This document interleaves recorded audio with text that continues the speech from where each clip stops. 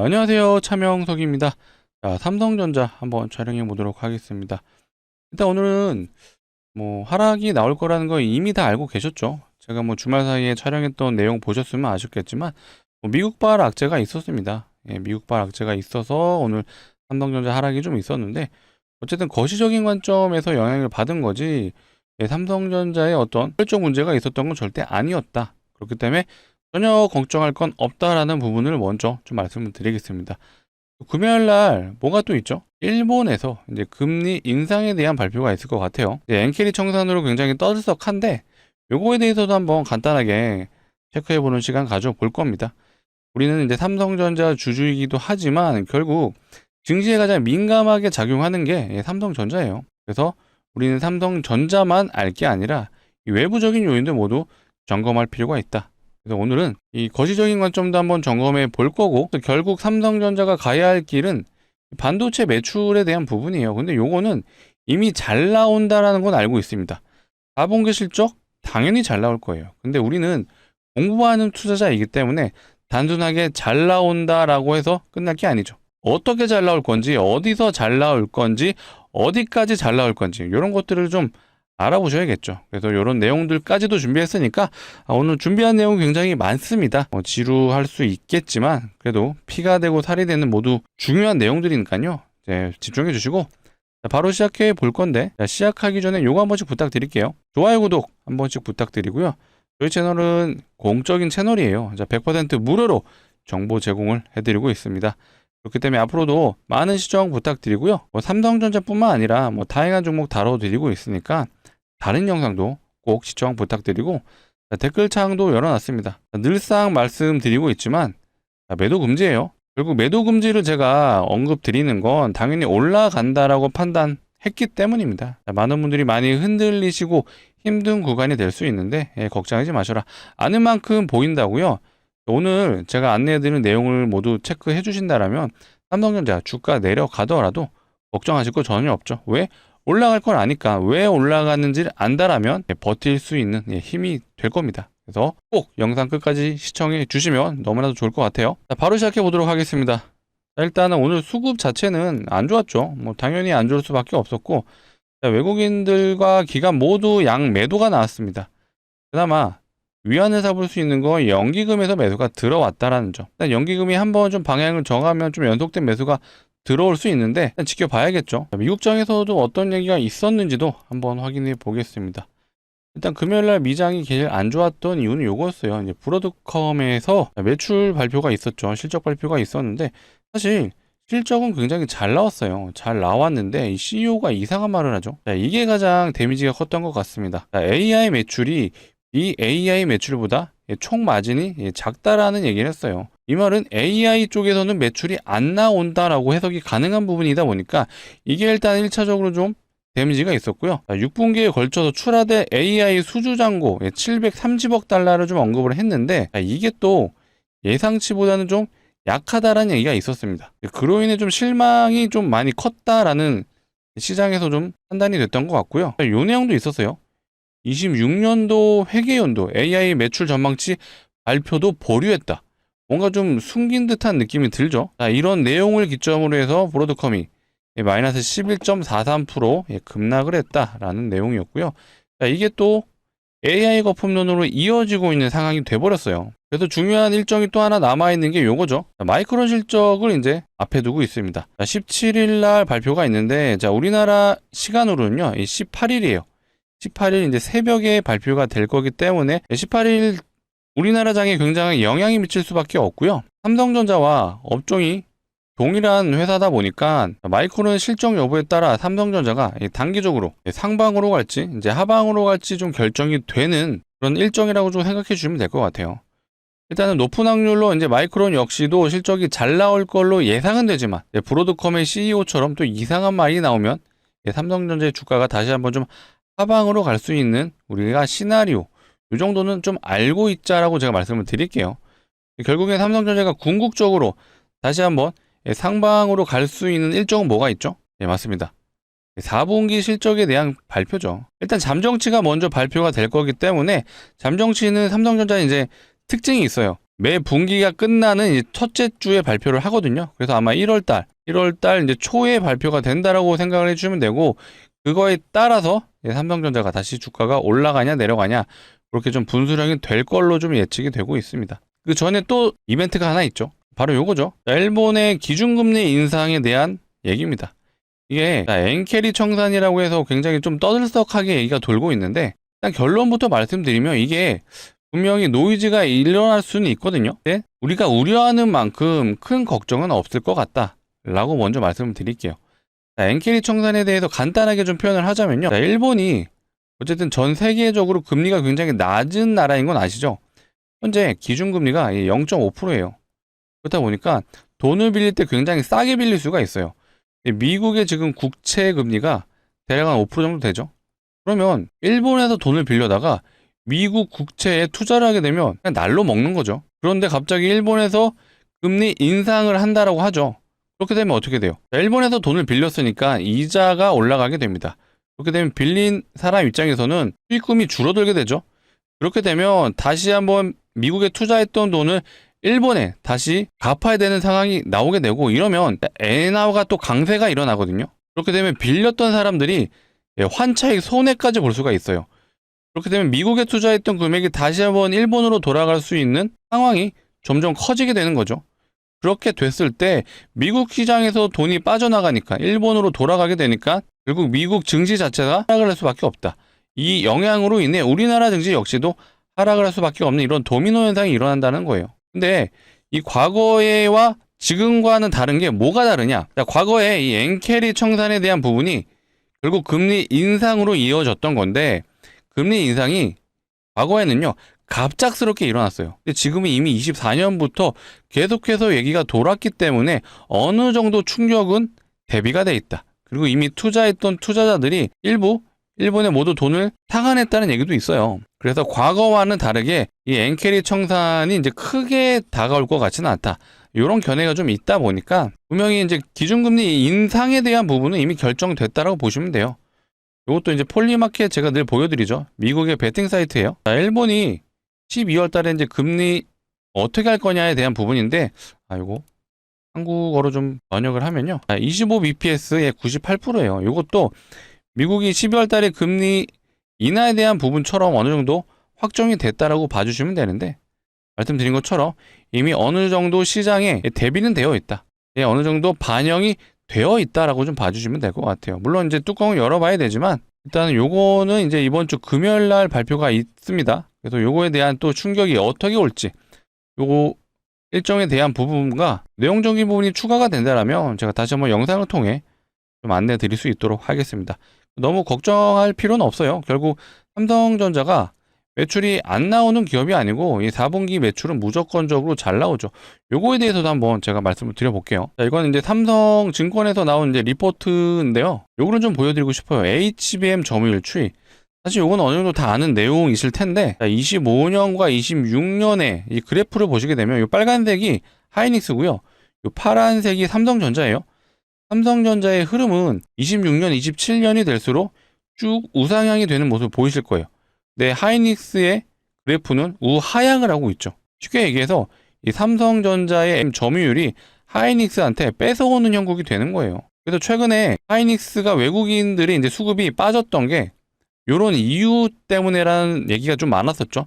하이닉스 외국인 수급이 빠지고 삼성전자로 들어왔었습니다. 하지만 최근에 시장이 안 좋아짐에도 둘 다 이제 빠져나가는 현상이 있긴 있는데, 이런 내용들을 아신다면 이제 외국인들이 왜 이동을 하고 있는지도 판단이 서실 거예요. 그 다음에 삼성전자의 주 매출처가 바로 범용 D램이죠. 캐파 성장률 추이를 보시게 되면요, 이것도 파란색이 삼성전자예요.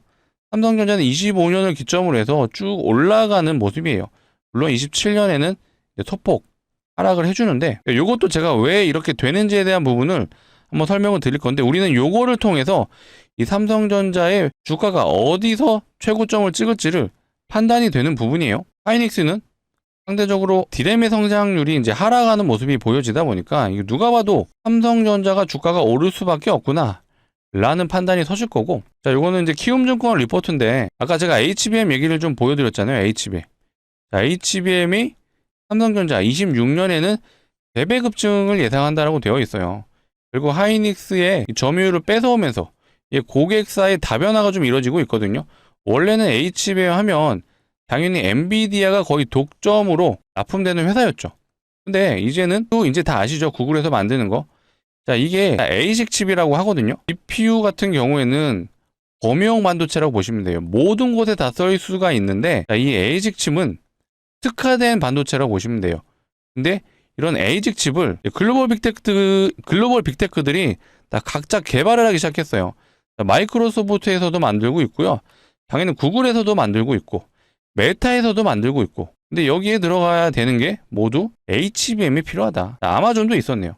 글로벌 빅테크들이 모두 이 A식 칩을 만들고 있다 보니까 여기에 모두 HBM이 들어갑니다. 자, 그렇다 보니까 삼성전자의 출하량이 26년에는 3배 급증을 예상한다라고 리포트에 적혀 있습니다. 근데 제가 오늘 진짜 궁극적으로 소개시켜 드리고 싶었던 게 요거예요, 사실. 자, 삼성전자 사업 부분별 영업이익 추이 전망입니다.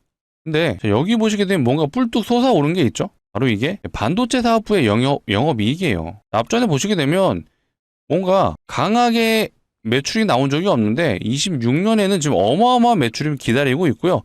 자, 이게 얼마 정도 되죠? 대략 보시게 되면 거의 80조에서 100조 사이예요. 26년에 반도체 사업부의 영업이익이 80조에서 100억 사이. 어마어마하죠. 자, 25년 얼마죠? 자, 25년은 대략 20조 정도 되는 것 같아요. 몇 배 뛰는 거죠? 최소 4배가 오릅니다. 제가 삼성전자가 왜 올라야 되는지 이제 좀 감이 오시나요? 이걸 좀 구체적으로 한번 봐볼게요.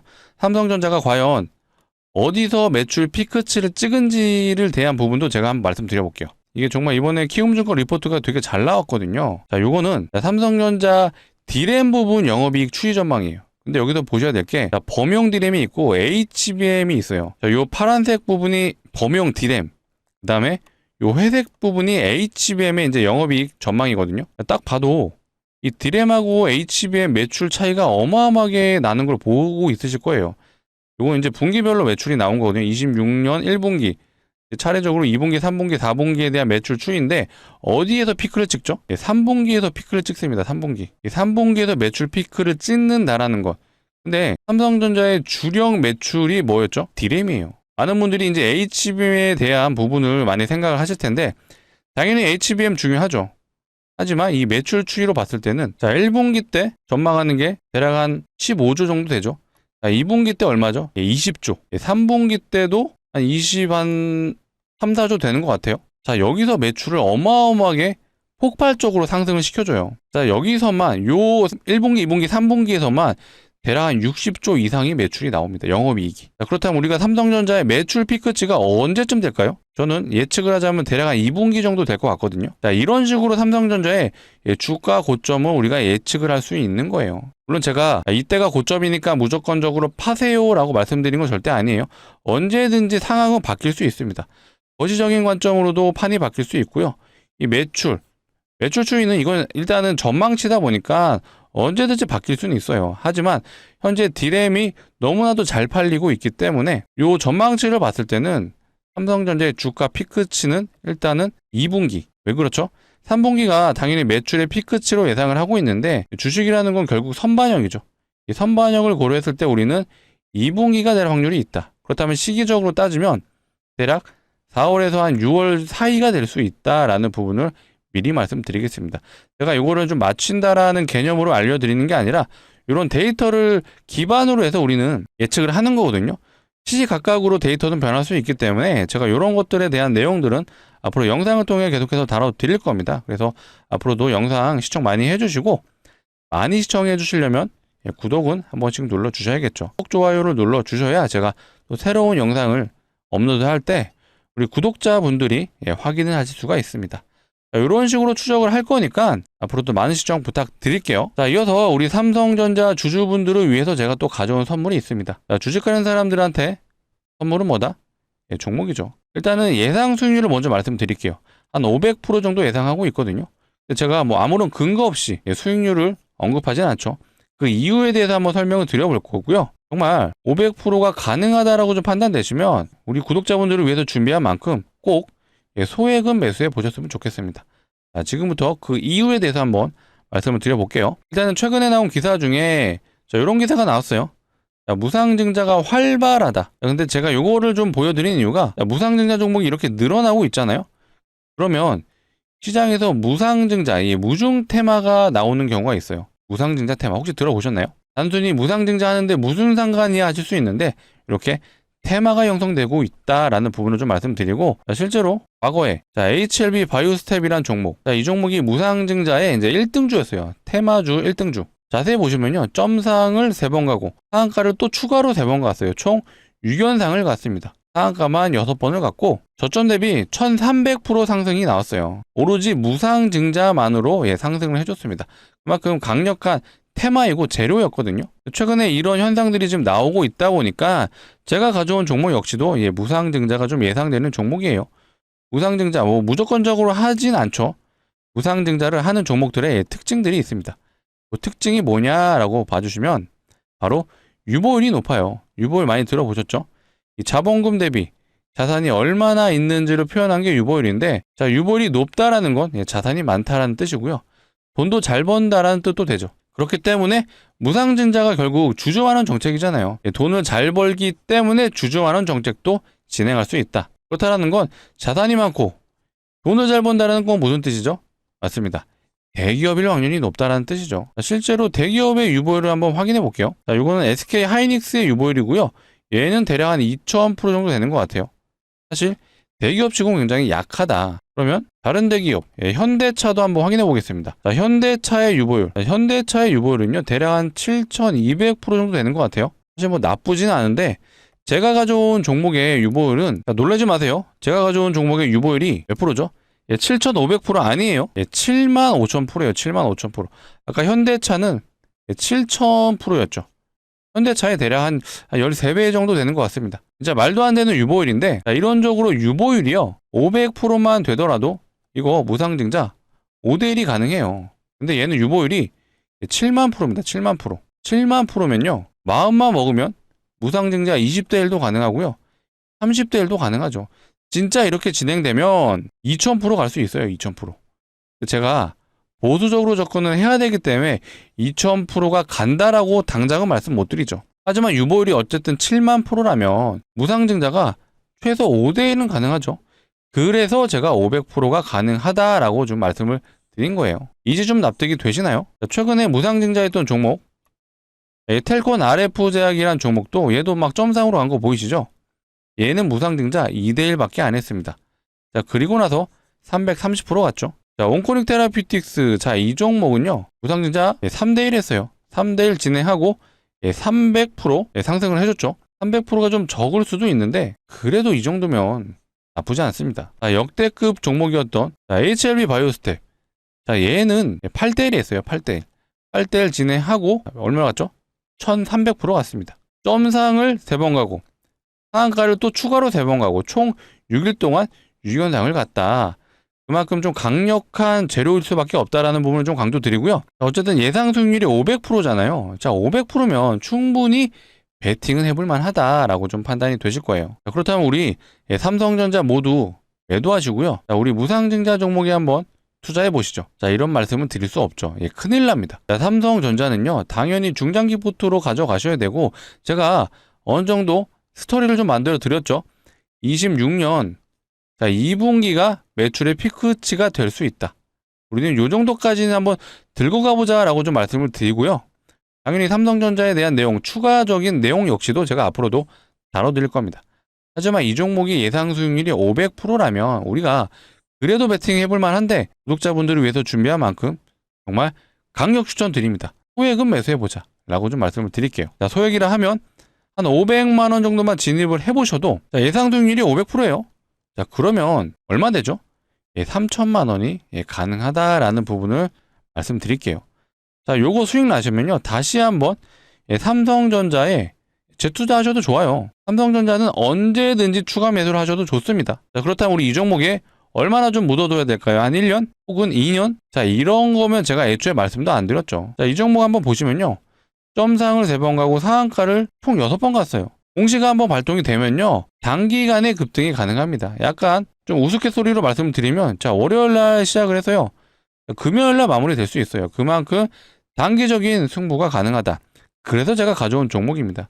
자, 구독자분들을 위해서 가져온 만큼 정말 소액은 꼭 매수해 보셔라 라고 좀 말씀을 드릴게요. 자, 같이 참여 원하시는 분들은요. 자, 상단에 보이시는 제 개인 번호예요. 010-2809-2562. 자, 뒤에 뭐라고 되어 있죠? 숫자 3이라고 되어 있죠. 자, 문자로 숫자 3이라고 남겨주시면 되고요. 뒤에는 삼성이라고 같이 좀 남겨주세요. 일단은 3이라고 남겨주셔야 제가 안내를 드릴 수가 있고, 뒤에 삼성전자 주주분이시라면 이 삼성이라고 같이 남겨주시면 되겠습니다. 자, 숫자 3이라고 남겨주시면요. 제가 이렇게 안내 드릴 거예요. 자, 종목명이 어떤 건지, 자, 매수가는 어디서 진입해야 되는지 제가 모두 다 좀 잡아드릴 수 있도록 하겠습니다. 자, 간혹 이러신 분들이 있어요. 자, 공시 나오는 거 보고 진입하면 안 돼요 하시는데 요건 안 됩니다. 왜 그렇죠? 자, 공시 나오면 점상으로 갑니다. 점상으로 가면 잡을 수 없죠. 그럼 우리는 어디서 진입할 수 있죠? 이런 구간이요? 여기서도 못 들어가요. 위험하다라고 판단하거든요. 그러면 대부분은 여기서 진입을 하죠. 그리고 나서 많은 분들이 이런 음봉을 경험하셨을 텐데 우리 이제는 이런 거 그만하자. 자, 우리는요. 이런 공시가 나오기 전에 저점에서 들어갈 거예요. 저점에서 들어가서 요거 대박 한번 먹어보자.